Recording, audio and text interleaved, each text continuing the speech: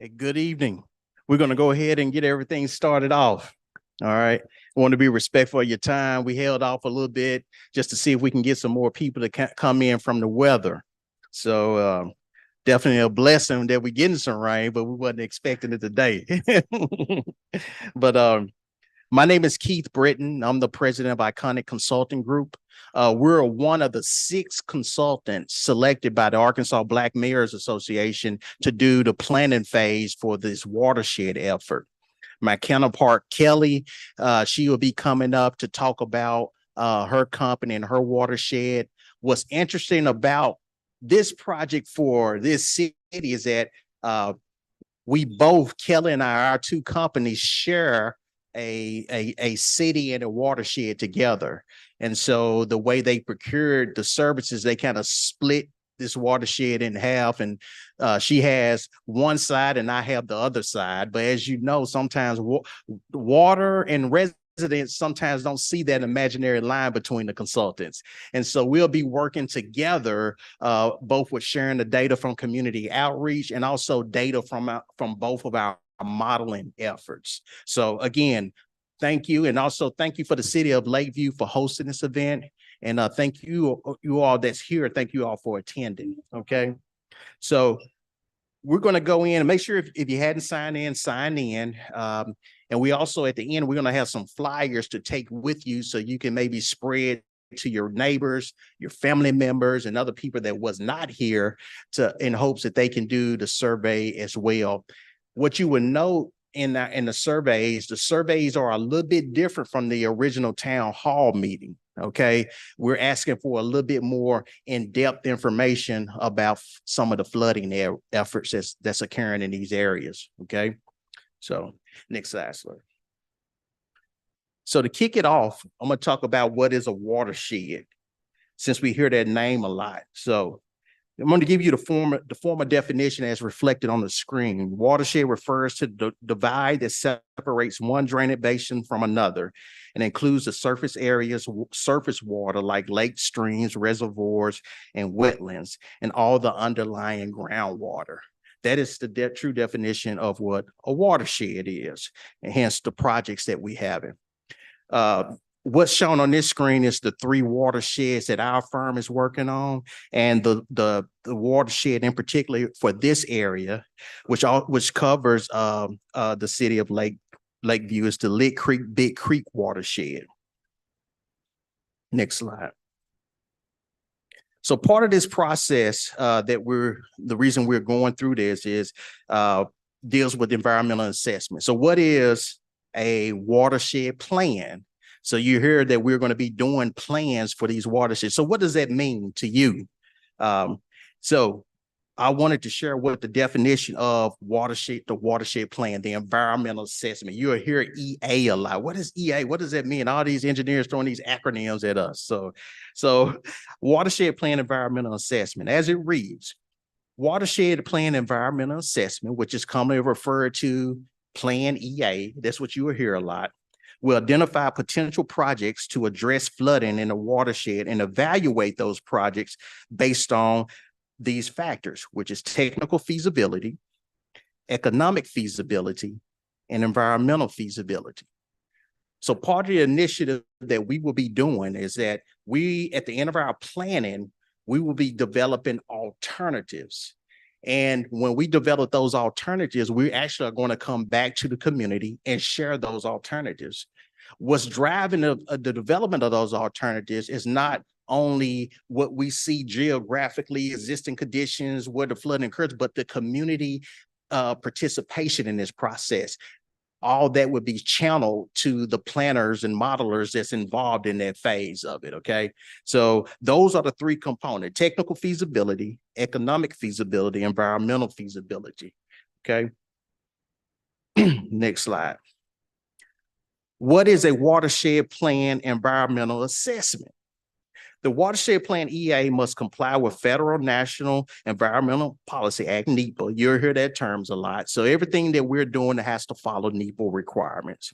And I know unless we have some engineers and planners in the room or people that work for NRCS or whatnot, you probably have never opened up any NEPA document in your life. And so we're here to decipher that information to make sure we do that project properly for the residents of these communities. The requirements of NEPA: understand the resource problems to be addressed, develop the purpose and need for the project, practices to be installed, description of the project and potential environmental effects, social, economic, and environmental conditions, in which that's one of the reasons that this money was routed or directed toward the communities in which we are doing these projects for. The underserved communities is typically do not receive the funding for infrastructure improvements. Description of future arrangements and responsibilities. Methods of financing, installation, operation, and maintenance. So part of this initiative that when we develop an alternative and then the alternative becomes a project, that project has to have a sponsoring agent, meaning somebody that would commit to the financial commitment to making sure that project is able to sustain itself over its useful life. So you have to keep that in mind as we do these projects. We may come up with things that there may need to be some new partnering between counties and cities or even the federal government to ensure that the sponsoring agent, the one that says, hey, we're going to fund and make sure the maintenance of this project is done over the useful life of it. So those were things that would be coming out of this planning process. Okay, next slide. So what type of watershed resources will be evaluated in the Plan EA? As you see, those three big buckets right there: social, economic, and environmental. And I'm not going to go through each of them as you can see them on the screen, but those are the three factors that we factor in when we're going through the planning phase and developing the alternatives. Next slide. So where are we at today? We are in the planning process and schedule. So phase one, the preliminary investigation feasibility report, the PIFR, has been done for this community. It was done before we done, ain't that right, Kenneth Lee? The PIFR for this particular watershed? The PIFR for this particular watershed has been done, correct? Yeah. And so that's been done. And then as I have the three watersheds we were responsible for, but as you can see, the Lick Creek, Big Creek watershed PIFR was completed in 2021. And that would be the same for Kelly as well. Next slide.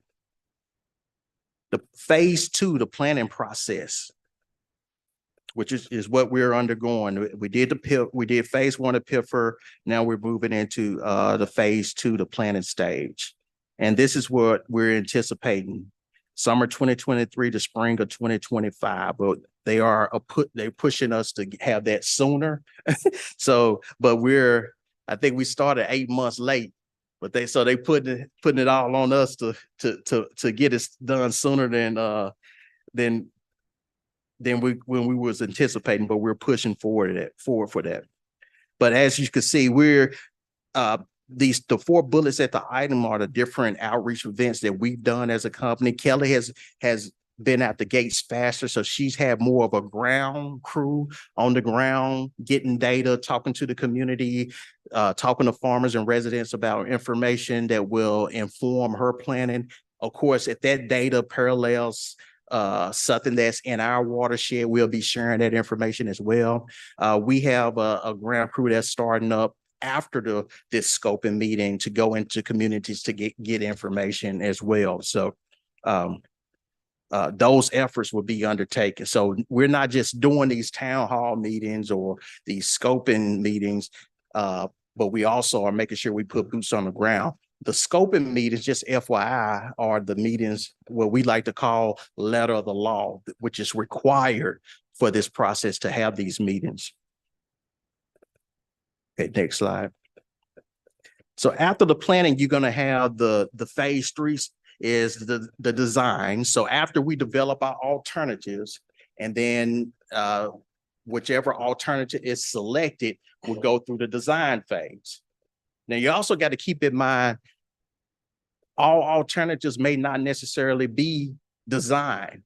It may be something that's more of a management plan that a sponsor will undertake to make sure they clear out large drainage ditches and things of that nature that may be impacting flooding as well, channels and things of that nature.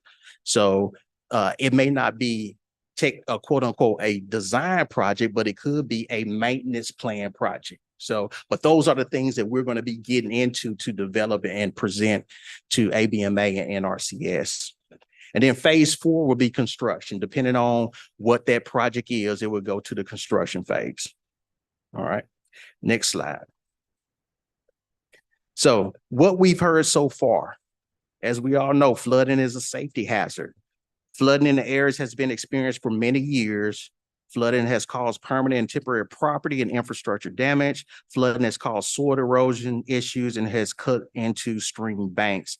And that was deciphered from the town hall that we originally had, those 4 big buckets of information that we received. This was the most consistent. There were other things shared, but these were the most consistent that was shared during that time.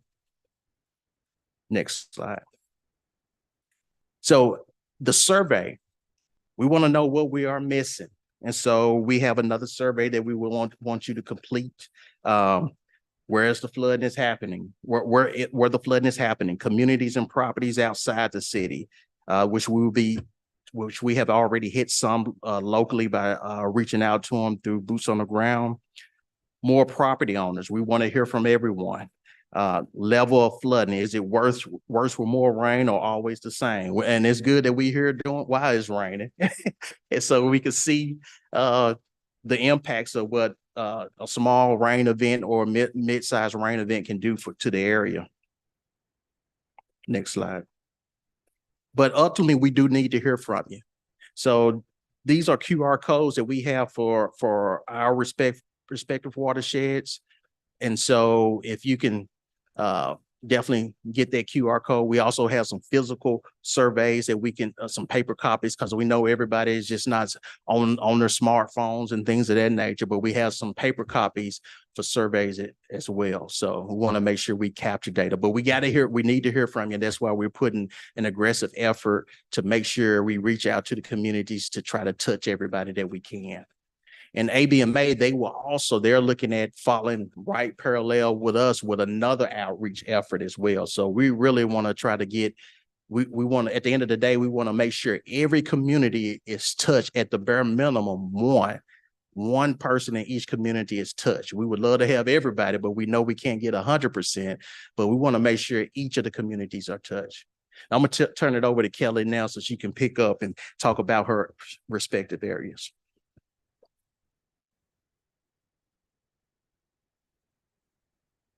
Hey, good evening. Well, first I'm going to start out by acknowledging Mayor Franklin, who is the sponsor for the Long Lake Little B Bayou Watershed project. I also would like to acknowledge, I believe we have members from ABMA here. Would you please stand? Lead consultant, Mr. Kenneth Lee. Thank you.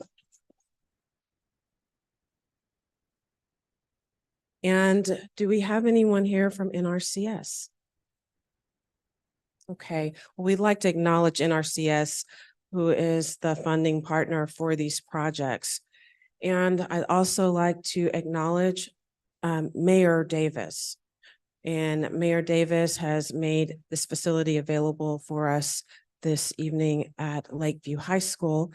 And I'd like to give a huge acknowledgement to one of our team members, not official team members, but a member of the Watershed ambassadors, Mr. Theatri Griffin.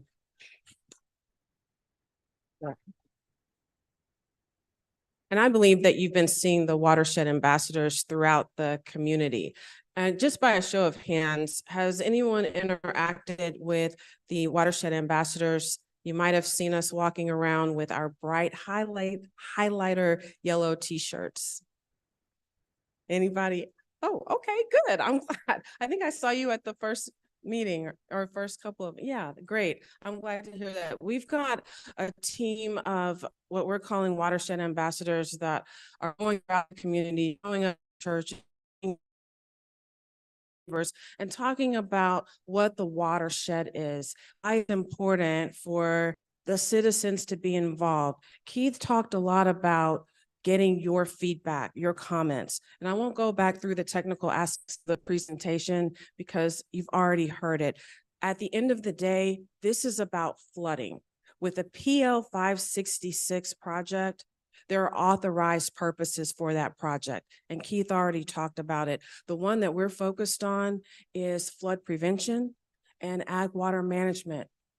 Those are the two that make the most sense here. And one of the reasons why we're focused on flood mitigation, other than how it's impacting your daily life, whether that's you can't drive down a road, you're having to consistently clean up and deal with the aftermath of flooding. It might be loss of income. You can't go to work. It might be your crop yields because you've got sediment build up in places where we can't get drainage, or you might have runoff from your farms. A number of reasons that people have to deal with from floods that impact your daily quality of life.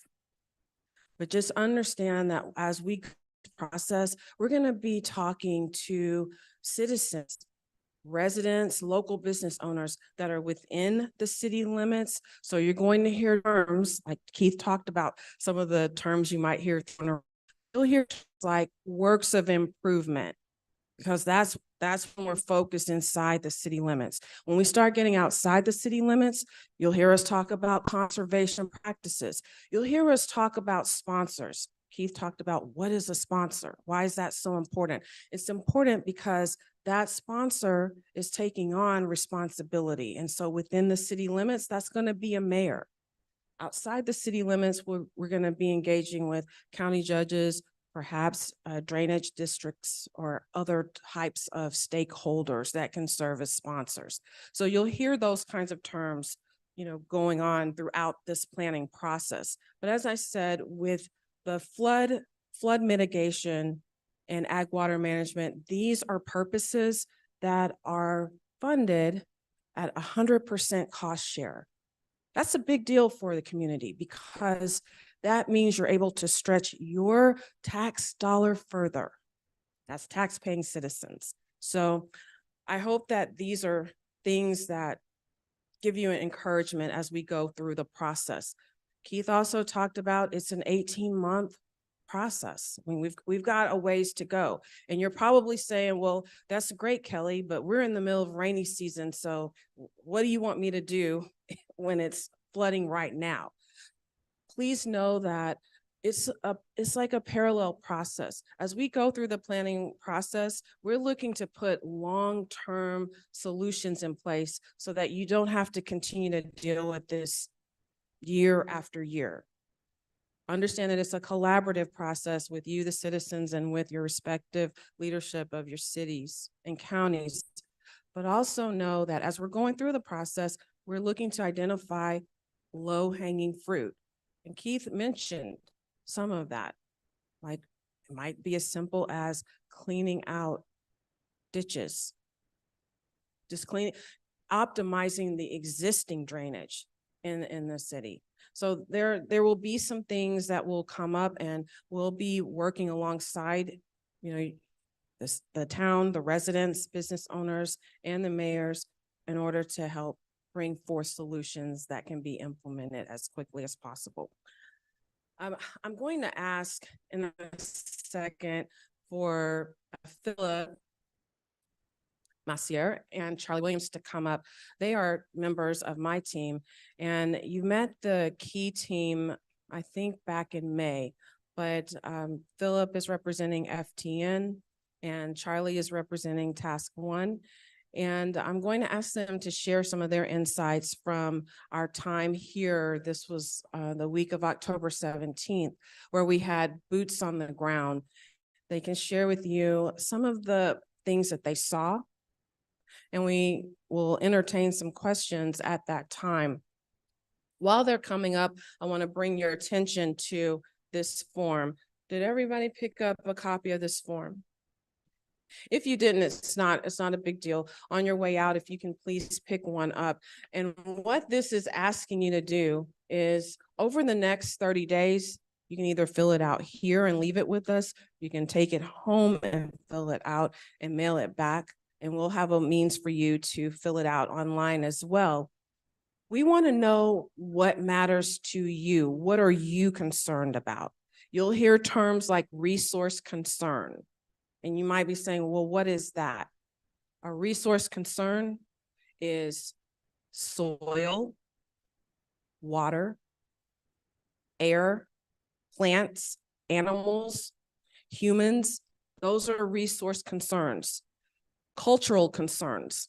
We've got things such as burial grounds, Civil War,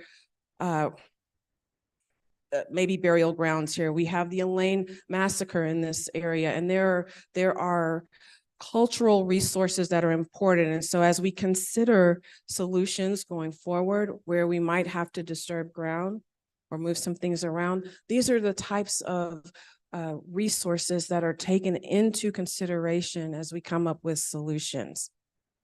So just please keep that in mind.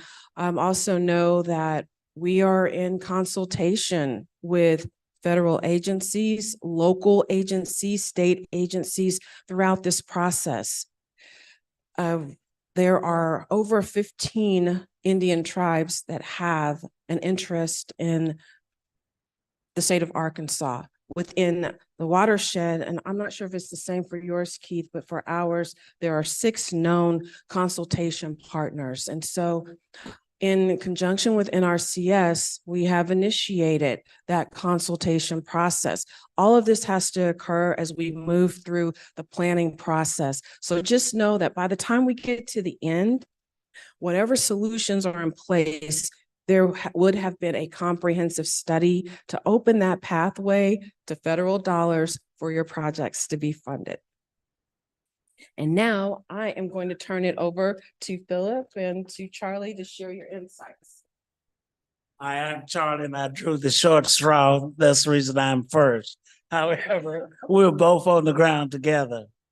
However, now, when we're talking about boots on the ground, that is who we are.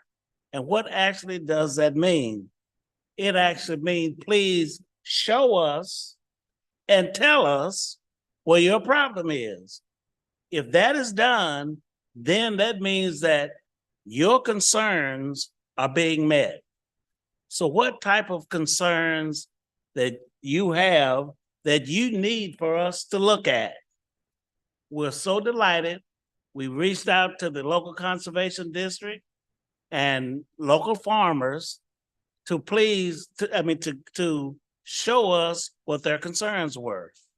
So, yes, we've identified ditches that need to be cleaned out. We've identified north of the railroad track and that there's a slough there that really needs cleaning out. It backs water up. I was working in a regional conservation partnership this summer, and I saw watershed needs. I saw flooded areas along the highway, and I've been told that during heavy rains, I don't know if this rain would meet the heavy rain, that it covers the highway, and there has been some fatalities because of that. You are showing us and telling us about your flooding concerns. However, I know that we have not gotten all of those, so please do not stop telling us about your concerns. I've also been told south of where we are right now, Lakeview. What was Lakeview like, if anybody could tell us, 50 years ago? Does it still have the capacity? Does it have the recreational improvements that you once had? Is the fishing as good as it used to be? If not, I was told that it is filled in quite a bit. Is that a resource concern for this area? Is that an economic impact for this area? When fishing goes out, you know, if they're not catching fish, what's gonna get around that word? You can't catch any fish in Lakeview anyway. Mr. Griffin, will you say Long Lake or something like that? Is that irrigation water capacity? Could the capacity of that lake meet what you're saying water supply needs? This is what we need to hear from you. Now, I know that you can convey to us what you've heard from your other farmers. We can use that information. There are farmers I know that I've met with doing other projects that has informed me about what their concerns are. We need that scoped out in this meeting so we can document what we heard from you so it can ultimately go into our plan. We don't need it. And where did you all come up with that and we don't have an answer? We need to have an answer and it constantly, so do not let the scoping stop now. Please continue to tell us what your concerns are. We're getting a very clear picture of what your concerns are, but if you could inform us, tell us what your concerns are, it will help us to put it in the document and we could substantiate where we got our information from. Thank you. Philip? Thanks, Charlie. And I won't repeat what Charlie said, but I do want to explain something about why you're hearing from Kelly, Keith, and Charlie this repeated message about, tell us what's happening. I work with FTN Associates. We're going to be one of the two firms that'll be doing a lot of the hydrology and hydraulic modeling. So we'll be looking at this big watershed. We use the best and latest data we have and technology that we have, but there's no substitute for firsthand observations. That's absolutely critical to us. Like I said, we got to all these watersheds are a pretty good size, and we can't know from what we do in the office. We can't know what's happening in every corner of the watersheds. That's why it's really important to provide information to us. So, one of the things I was just going to mention, Kelly and I were talking earlier about just, some of the stuff that we saw when we were out here, October 19th, boots on the ground, and this is in the Helena-West, Helena watershed. First of all, I want to give a big shout out to Cal Woodridge. Be sure to tell Cal we really appreciate him being our guide around the city. I told him he could be he could be a second career for him as a guide service for. And took us to a great place to eat. So on top of that, can't argue with that. But it really was very helpful. And like I say, took us all around. And one of the places he took us was just right on the south edge of town, just barely within the city limits.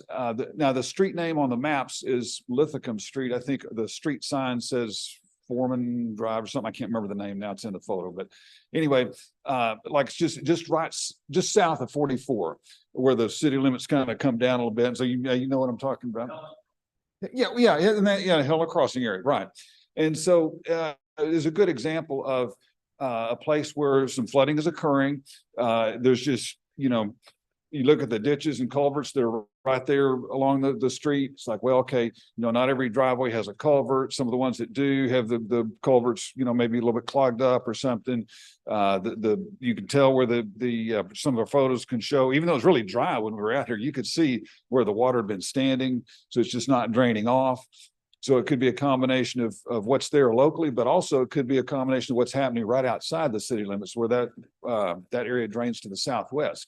So we've got and that's why Keith and Kelly are talking about this whole idea of we need multiple sponsors. We've got to work inside city limits and outside city limits, because that's an example of where we're looking at a situation that's probably going to involve both areas, work in both areas to be able to solve that issue. And so, like I say, because it drains from out of there in like the end of the county land, and so we've got to get cooperation of private landowners as well. And so that's part of the whole public meeting thing, to educate and inform people what we're doing so people can understand, so that they know this is not the federal government coming in trying to force something onto folks or trying to take advantage of things. And like I say, we'll do the technical analysis of stuff, but in the end, the decision of what alternative should move forward, that's a local decision. And like I say, so we're really looking forward to diving into the meat of things and coming back to you with some, like I say, some alternatives and also just with some of the modeling. We'll have some of those modeling results. And if you look at that and say, well, wait a minute, your model's not showing flooding here, but I see it every day. And so again, that type of information helps us as well. So we appreciate you being out here and appreciate your help and information. Okay, so at this point, we're going to break up into our respective watersheds so that you'll have an opportunity to talk with us one-on-one. But before I turn it over to that, and before I turn it over for questions and answers, does everybody understand how to figure out which watershed they are associated with?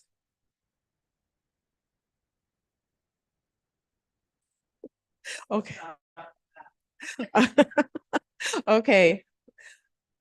This is, I guess, the crickets moment. Who does understand how to figure out which watershed that they are associated with? Anyone? Okay, so to make this easy, on our respective maps, we have documentation that lists the counties, not the counties, but the communities that are associated with each of our watersheds. So as an example, I can rattle off some of the ones that are associated with the watershed that we have responsibility for. Towns like Helena Crossing, Countess, Ewell, Old Town. We have representatives from any of those locations. Okay, but we can help you determine which watershed you are associated with, and so that we can make sure we're getting the data to the proper folks. Keith and I will be working together. So if your information ends up in the wrong watershed, it doesn't matter. We're gonna make sure that we're sharing information because we want to deliver the best solution to the community. So if those of you that have this in your hand, if you are associated with this watershed, Keith has some big maps over there. We'll be able to talk through what you're seeing and where you're located. I just want to reiterate, this map might be a little bit difficult to see, but the little small dots that you see on the map, that's an indication of the survey information that we've received so far. Our goal is to have that populated, meaning to show that we have heard from the community. And so just before we leave, I want to make sure that there's no one that's confused about what happens in scoping. Does everybody understand what the scoping process truly is? Well, just in case someone's being shy, I'm just gonna review what that is. With scoping, our purpose here is we are in the data collection phase of our project, and we are in the phase of collecting feedback. And feedback means what you are concerned about. What Charlie said, identifying where flood hazards exist. If you're concerned about your environment, if you're concerned about a health impact, economic impact, we need to hear your voice. Please let your voice be heard. And I also want to recognize two people. I would be remiss if I didn't do that. Watershed Ambassador, Miss Candace, I want to recognize you. Thank you for being here this evening.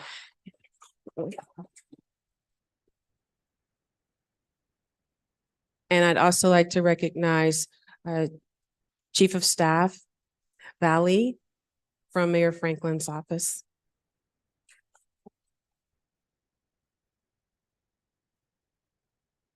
And Mayor Gilbert. Yes. Thank you to each of you for being here. Okay, we can open it up for questions and answers, and then following that, Keith and I will be around so we can, in our respective teams, so we can talk with you about the watershed. Would you read them off? Okay.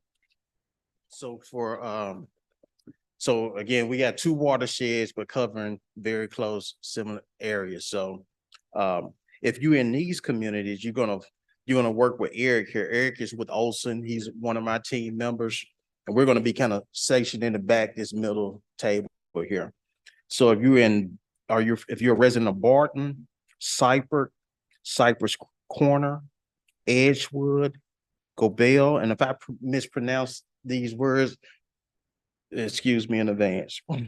Hicksville, Holiday Hills, Huma, Kingstown, LaGrange, Lake Ridge, Lakeview, Latour, Lexa Junction, Midland Heights, North Lexa, Oakwood, Oneida. Did I pronounce that right? Oneida. Pillar, Rundo, Scott Valley, Southland, Trenton, Walton Corner, Watkins Corner, West Helena, and Whitecamp. With Kelly, yeah. So Kelly's is just a Long Lake Value little B, right? Okay. So Kelly is, again, I apologize about don't pronounce these cities right. So Catron, did I pronounce that right? Huh? Catron, Countess, Crumrod, Elaine, Ewall, Ferguson, Helena-West Helena, which we both share, split, Helena Crossing, Hoopspur, Knowlton, Lambrook, Lorraise, is that right? Lundale, Mary Spur, Modoc, Morning Star, Mosby Spur, Oak Forest, Old Town, Pilgrim's Rest, Preston Place, Reagan, Radio, Wabash, Westover. If you're in those communities, you'll be with Kelly. Okay. So just want to share that. So I guess we can wrap up like again, if that first list come to us in the middle, if you're on that second list, come visit Kelly. All right. Thank you.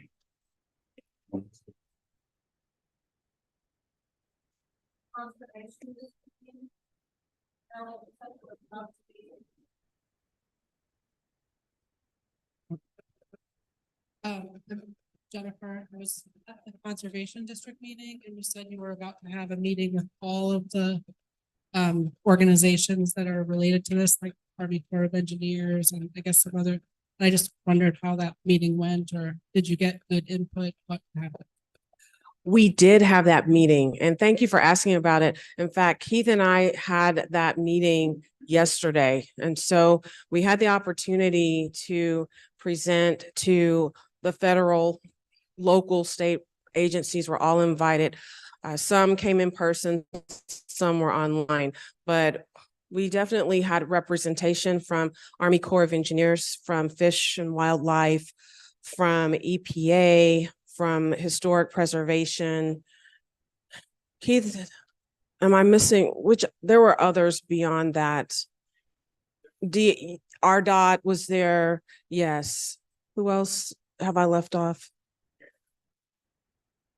Yes. So we had that meeting, and so just so that you have an understanding of what went on in that meeting, that the purpose of that meeting was to introduce the project to those federal agencies and let them know that here are the projects that are going on. Here are some of the resource concerns that we know of in these watersheds, and we're inviting them to be cooperating agencies. Statutorily, they must be, cooperating agencies, but this was our opportunity to sit with them, get into a little bit more detail, get to know who's been assigned to the project. And so now we'll be working with them going forward, and we'll be able to give you updates as we progress through the planning process.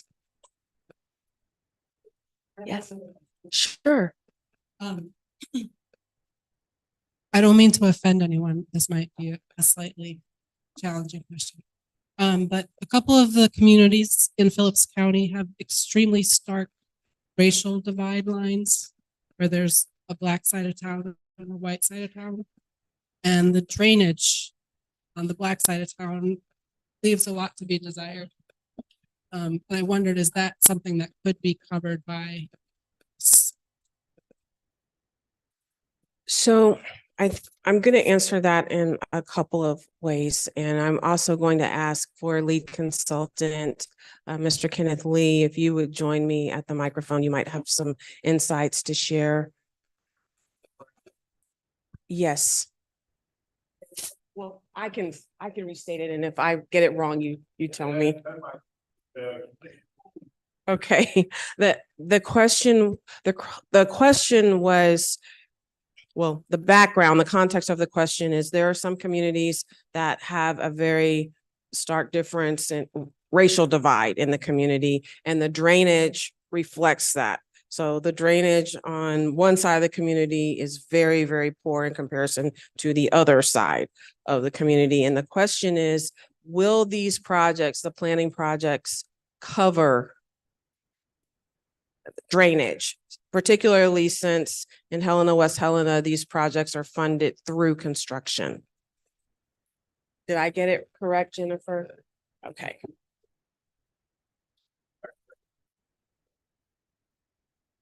Well, the way this is gonna work is through their planning process, they're gonna look at the issues that's out there, where this area has more problem than this area over here. And when it comes down to the final plan, the public's gonna have an input on. They're gonna have to pick the best for the funding that's available that serves the communities the best. So it's really not gonna be said, because this one is worse, they're gonna have to do this, because it may be a situation where this one is worse and you try to address it, but it's pushing on somebody else, so it can't be fixed because they can't push water on somebody else. So once they get through the planning process and we see exactly what's out there, then it would be more of what can be done to try to fix, issues that are out there. Did that answer your question? Okay, because we can't really give you an answer right now, because, once they get to looking at everything out there and stuff, then it'll be more determined on what can be done. And then it's not gonna be ABMA decision or their decision. It's really gonna be the sponsor's decision on, what's the best way to try to.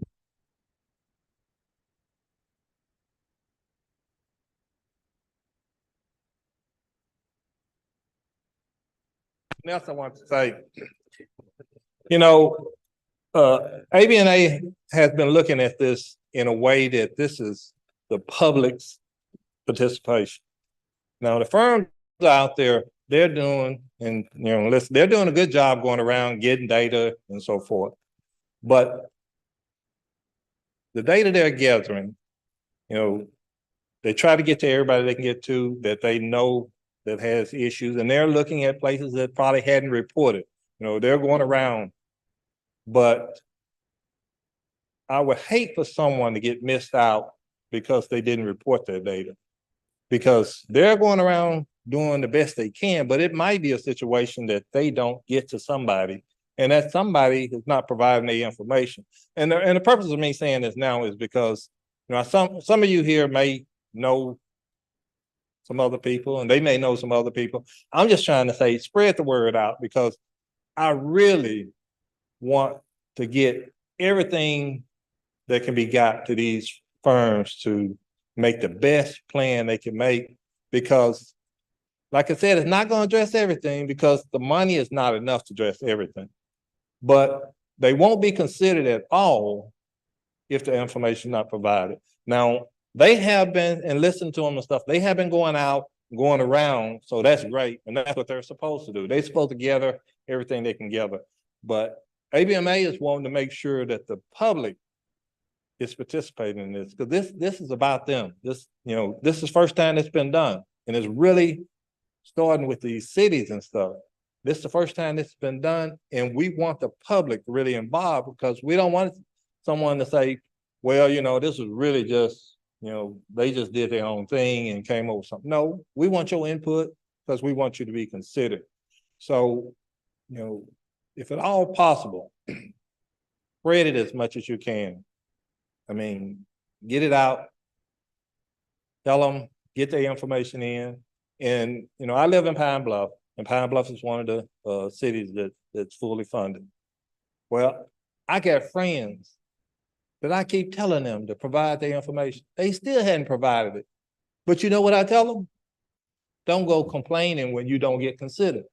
I said, because if you ain't gonna provide your information, I said, maybe you get lucky and they'll come and see your spot and then record it. I said, but if they don't start complaining because you wasn't considered. So my thing is that make sure you get it out as much as you can. And I know, you know, you're probably the group that's here, usually the group that's really reaching out to people, but I'm preaching to the choir, I guess. And the thing I want the choir to sing a little louder.